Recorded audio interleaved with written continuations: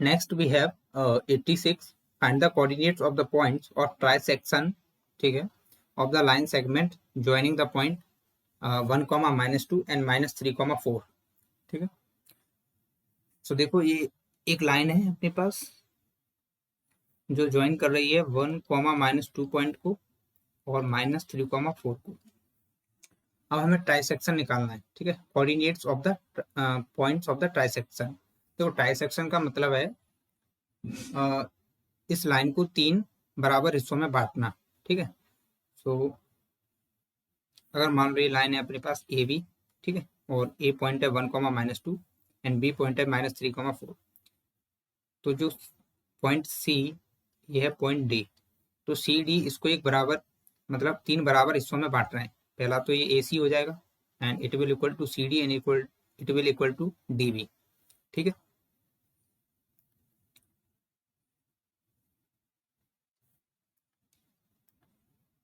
सो अब हमें क्या करना है, देखो। सो हमें सी और डी की कोऑर्डिनेट्स फाइंड करनी, ठीक है। सो इसके लिए हम क्या करेंगे, देखो हमें पता है कि ये 3 बराबर हिस्सों में, ठीक है। सो इतने हिस्से को हम क्या कह सकते हैं, ए डी को 2:1 दिस डी वी, ठीक है। ये 2:1 होगा क्योंकि देखो इसमें 2 पार्ट आ रहे हैं, इसमें 1 पार्ट, ठीक है। तो ये हो जाएगा 2:1 किसका, A D upon D V equal to 2/1 this A D and upon D V. So ये आएगा अपने पास 2/1, ठीक है। सो हम इस डी की कोऑर्डिनेट्स निकाल सकते हैं by using section formula. So by section formula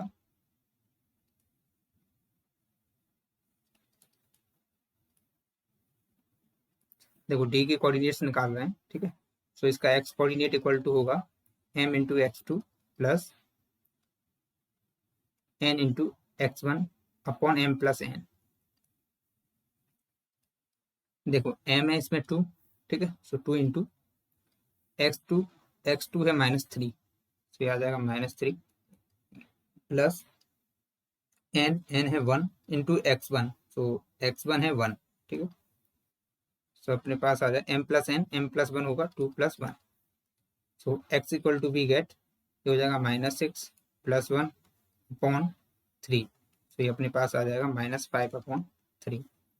so इस डी का एक कोऑर्डिनेट्स मिल गया है, वो है -5, ठीक है।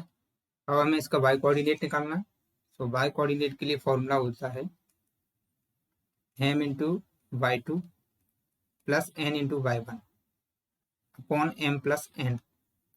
सो देखो m है 2 एंड y2 है अपने पास 4, ठीक है। So 2 into 4 plus n equal to है 1 एंड y1 है -2, तो ये आ जाएगा -2 and upon 2 + 1 that is 3। So y equal to we get, ये आ जाएगा 12 -2/2, सॉरी 4 2 8 होगा, ठीक है। 4 2 8 एंड ये आ जाएगा अपने पास 8 -2/2, सो दैट इज 6 - 2, सॉरी 6/2, सो ये आ जाएगा अपने पास 3, ठीक है। सो इस डी का y कोऑर्डिनेट आ गया अपने पास 3 आ रहा है। एक मिनट, देखो फॉर्मूला था अपने पास m into y2 plus n y1, ठीक है। अच्छा ये 3 है अपॉन में, सॉरी देखो ये 2 इंटू 4 एंड -2/3 है, तो 2 इंटू 4 आ जाएगा 8 and this is -2 and upon 3, ठीक है। सो ये अपने पास आ जाएगा 6/3 इज 2। तो इसका y कोऑर्डिनेट हमें मिल गया 2, तो डी का आ गया ये 2, ठीक है।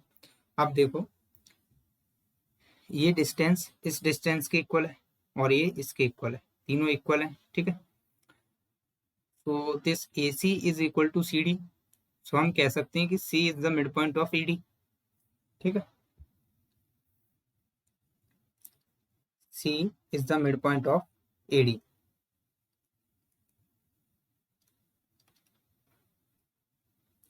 सो हम कोऑर्डिनेट ऑफ C निकाल सकते हैं by using midpoint formula, ठीक है।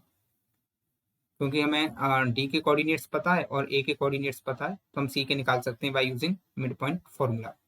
तो देखो ये आ जाएगा अपने पास, सी के कोऑर्डिनेट्स आ जाएंगे x equal to x1 plus x2 upon 2, and इसका y कोऑर्डिनेट आएगा y1 प्लस y2 अपॉन 2। ठीक है, अब देखो x1 है, इसमें x1 है 1 एंड x2 है -5/3। ठीक है, सो ये अपने पास हो जाएगा 1 प्लस -5/3/2। सो ये अपने पास आ जाएगा, ऊपर एलसीएम लेंगे, सो ये अपने पास आ जाएगा 3 - 5/6। ठीक है, एंड ये अपने पास आ जाएगा -2/6 एंड दैट इज -1/3। अब देखो y इक्वल टू होगा y1 प्लस y2/2। सो इसमें y1 है -2 एंड y2 है 2। ठीक है, सो ये आ जाएगा y equal to -2 plus 2 equal to 2। So it will come 0।